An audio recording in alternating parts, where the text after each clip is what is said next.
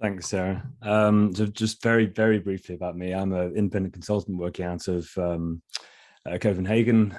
Work a lot with Sarah and Satala. Just to address your question there, Sarah, does it work? It's kind of interesting because I think Gregory in the first presentation, he really broadened what I would have called artificial intelligence, machine learning, those sorts of things. So when we were sort of thinking about digital revolution, I was thinking more in those terms, which actually, Greg said himself. But when you broaden it out to the sort of network analysis and even things like Bayesian networks and that kind of analysis, which has been around for quite a while, then there's an absolute certainly, of course it works. We've been doing this for a while, and we know that not only does it work in its own terms, but it also encourages a lot of the behaviors that I think Prabha was advocating. She had this wonderful slide. I can't quite remember how it was set up, but it was sort of it was the machine.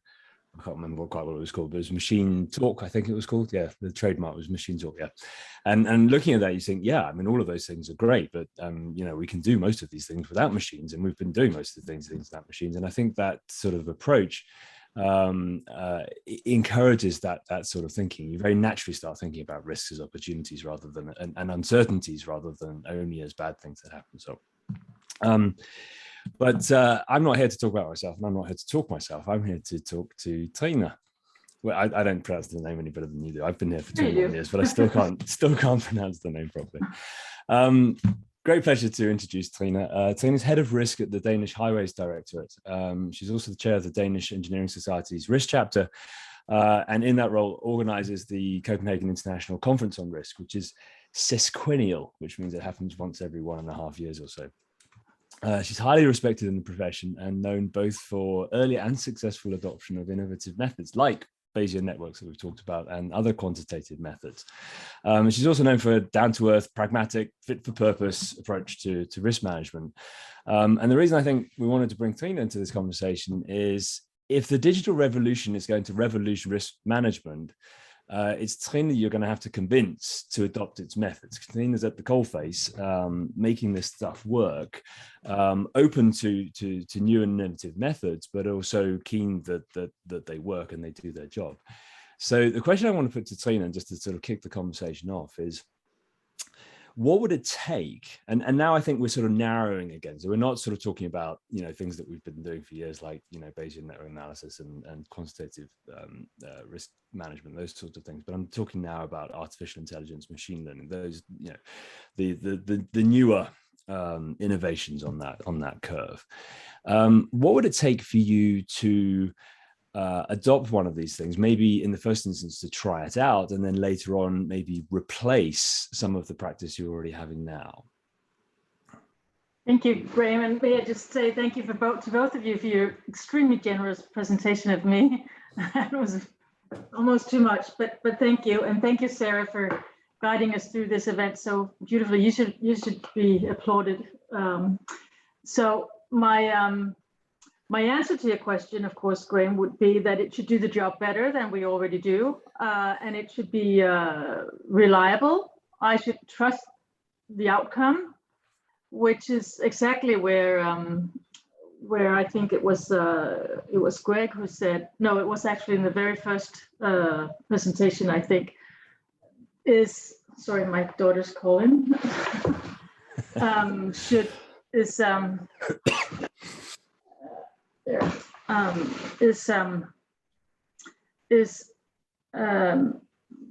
our human intelligence better than artificial intelligence, which is actually why I might come through as a bit skeptical, because instinctively I think that the human intelligence is superior to machine intelligence, and I could be afraid that common sense goes out the door with using artificial intelligence. And also, I would like to just address the fact that I really enjoyed Greg's presentation. One of the things I really liked was that he emphasized the importance of keeping it simple, which is, I've been working with construction risk management for the past 30 years. And that is actually one of my greatest learnings over all that time, is keeping it simple.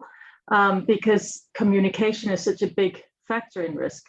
So keeping it non-academic, at least to the people who are going to use it, is highly important. So thank you for your presentation, Greg. It was very interesting. Yeah, Greg completely destroyed my this presentation for me, because I'm so used to coming into these sorts of events with a certain skepticism. I think I share your skepticism. It's not because I'm skeptical about the digital revolution. I think this is the future, but I'm quite skeptical about the way that a lot of people have been approaching this. And I think as risk managers, we're quite used to the sort of snake oil salesman coming in and saying, hey, machine learning, we can do all of these things. And the problem with it is a lot of it generates very plausible looking results, and you sort of look at it and you think, that looks like a plausible description of what's going on, and very often it's because it's just spitting back out at you what you've already put in. It's plausible, but it's massively underdetermined, so there are actually thousands and thousands of other things that could have come with, which would have been equally well supported by the data and the algorithms it's using. I mean, all sorts of problems. We can maybe get into those in the panel discussion a little bit later on. But I've never had a sense that somebody was sort of, coming to me with these things, and I'm thinking, yes, that is, realistic. That is something that I would want to use. That is something that really sort of takes the technology that's available and applies it with an enormous amount of intelligence. I've never had that experience until about 20 minutes ago. So my usual sort of slightly combative stance here has been sort of blown away, and I'm thinking, oh, actually, maybe there's something to this after. Just to come back to your answer there, Trine, you talk about trust, and I think what you'd want to do is test it. Mm-hmm. And I think one of the sort of issues you have here is that I think that trust issue is very important, because what you might end up doing is you'd say, well, okay, well, we want to be testing it somehow, and then you'll say, okay, well, we want to test it, and we have to do something else that will reproduce the results in some other way. And then you start thinking, well, if we can do that other thing that reproduces the results in the other way, do we actually need the tool that's being brought in at all? Mm-hmm. So I think that testing issue and the trust issue is very important. So I guess the question is, can you sort of conceive of a way where you would feel comfortable taking a risk management process that you're already doing and putting it to one side, stopping to do it, on the basis of, and then replacing it with some sort of machine thing? Mm-hmm. It sounds like an easy question. And the easy answer, of course, would be no, I couldn't see that happening. But I'm really trying to because I'm sorry to come across as someone who's not open to innovative technology, and because I consider myself to be open to that. But I just have a really difficult time seeing exactly what you're saying, how to trust or how to rely on data output that I haven't had any kind of human interactive gathering of, because most of what we do, another thing I want to emphasize, or two other points. One, that Greg said that it was the risk manager's job to manage risk. I disagree with that. I think it's always the project manager in a project to responsibility to manage the risk. The risk manager is someone who is a tool helping him. Sorry, Greg. But and also another point is, it was it the last presenter, was it Gabe, was it talking about, because I totally agree. I've also done quite a lot of safety risk, which is a completely different, or financial risk. It's a complete different game than risk assessment and risk management for large infrastructure projects. There's a much more data accessible, much more accurate, reliable data, and the need for accurate outcome is much bigger than it is for a project. So this is my my message here is to just not getting back to keeping it simple. We I mean, it should really simplify my job to use AI and machine learning, and I'm afraid it won't, because it's actually quite simple. And how is it value adding? I'm not sure I see that, because it's already quite simple and it's good enough. I mean, it doesn't need to be much more accurate or well calculated. I already do quantitative risk analysis of projects, of the construction costs, not safety, not time, but of costs, and it's already quantified. So it would take quite a bit to convince me to do something that's more, demanding, and it should give a better result and be reliable.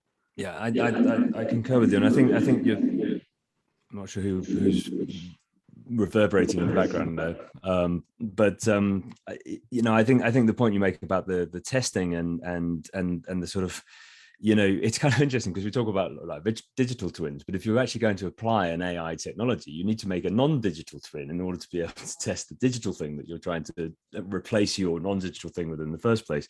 And I think that's kind of an insurmountable problem. But again, this is another reason why Greg Lawton has kind of ruined my pitch a little bit now, is because he's actually not offering that. What he's offering is this co-pilot concept. And much as I like the democratization of access, which I think is a great little epithet, I actually think that the co-pilot is a really interesting notion.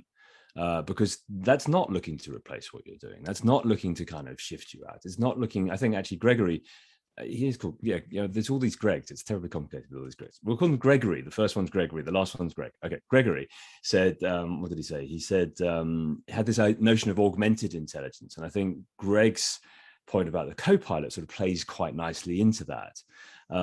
So actually not what you're looking to do is not to replace people, but actually just to help them out, have that little, Alexa assistant there to sort of find the connections and find the pain points and, understand, do the sorts of things that humans can do, sort of slightly sort of slavish work, but do it in an informed and intelligent way. I think that's very, very exciting.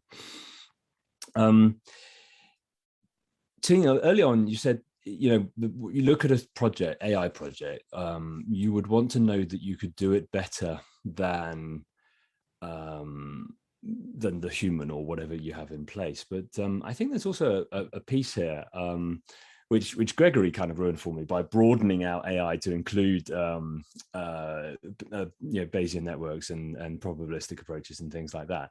But one of the things that sort of strikes me is that when we do these kind of projects, machine learning projects, we spend a lot of money and time cleaning up our data, and then we get some sort of result out of it, and then we go, yeah, okay, that was great. The algorithm has told us this, but you can't help wondering sometimes whether the kind of methods that you use a lot, and I know you're doing the quantitative analysis now, and historically you've done a lot of work with Bayesian networks. You can't help wondering sometimes whether those methods wouldn't have done the job just as well if you'd spent that amount of time and money on it, and if you'd done all the hard work of getting the data ready. And you're wondering whether some of the value of these projects isn't actually coming from the structured approach, as well as the time and effort, just making the data available. Sorry, that wasn't really a question. I'm just sort of throwing a comment over to you, see if you had anything to say on it, because I know you work in those things. I think you're muted. Yeah, Trine, I've muted you, by the way, to stop that feedback. So if you want to unmute yourself, I won't. Yeah, and then you can maybe comment on Graeme's musings. Okay. Well, of course, or not of course, but I do completely agree with you on that. To clean up the data would be a huge help for even what I'm already doing or what we're already doing. And if I had cleaned up the data already, I think I could easily put everything into Excel and do a good job on predicting, identify and assessing all my risks and quantifying them. And but the big job is to clean up all the data. And as I understand it, I would still need to do that in order to use AI or machine learning to do risk management. So it would be a lot of work that I would, I just, as you said, it wasn't a question. I'm just agreeing with you. So. What I do on that, and I'm kind of curious, maybe actually, Sarah, we can start bringing the other panelists back and segue into the panel talk. So maybe it's a question we can sort of put out to a broader audience. What I'm curious in is one of the big obstacles to this is, of course, is finding the data, going back through. And this is a problem in all sorts of places, whether it's quantitative or whether we're in a sort of natural language context where we're trying to sort of bring, documentation together. It's finding the documentation, contextualizing, and so on. And one of the things that I'm kind of curious about is whether we couldn't use artificial intelligence to help us with that task, because that would be enormously helpful. And it is a data task. It's certainly in terms of sort of sorting back through old documents and trying to find out where do these belong, categorization, clustering, those sorts of things. Is that not a place where we might make some big inroads? The actual problem solving, that's different. And I think this was Gregory, who said that actually what we need to do is to start with the problem and then move out into the data. And I couldn't agree with that more. I very vigorously agree with that. I think a lot of what we tend to do with certainly data analytics, big data, is we tend to start with the data as if we know that those are the right data to start with, and as if we know that those are the data that are actually going to solve the problem that we have. And I think what we do is we look at companies like Google and Amazon, Facebook, and we say, well, these guys, they started with their data. So, well, yeah, but that was the whole point. I mean, they got the data. That was their starting point. And then they started going, well, how can we make money out of this? But actually, most companies are making money in some different way. They have different business models. And what they need to do is to say, okay, start with the problem and then try and find the data that helps them to solve the problem. I'll shut up and pass that question about whether we can use data analytics to prepare our data over to the panel. Yeah, so I think with that, Graeme, and actually just while our panel, if you guys would now like to start turning on your videos again, just so that we can welcome you back, just with regards to that question you asked there, Graeme, about data, and Trine, perhaps I'll come to you for your opinion on this as well. This afternoon, we're going to hear from Gareth Morgan, who uses satellites and a lot of all of those big images that you can collect from the satellite data. And actually, that's all great. The problem is, what on earth do you do with all of these beautiful images that we collect? And that's a case where, and he'll show us a little bit of this afternoon, is where he uses AIs to then go and say, okay, right, where in the world might I find swimming pools? Okay, because that's one of your stereotypical test sets.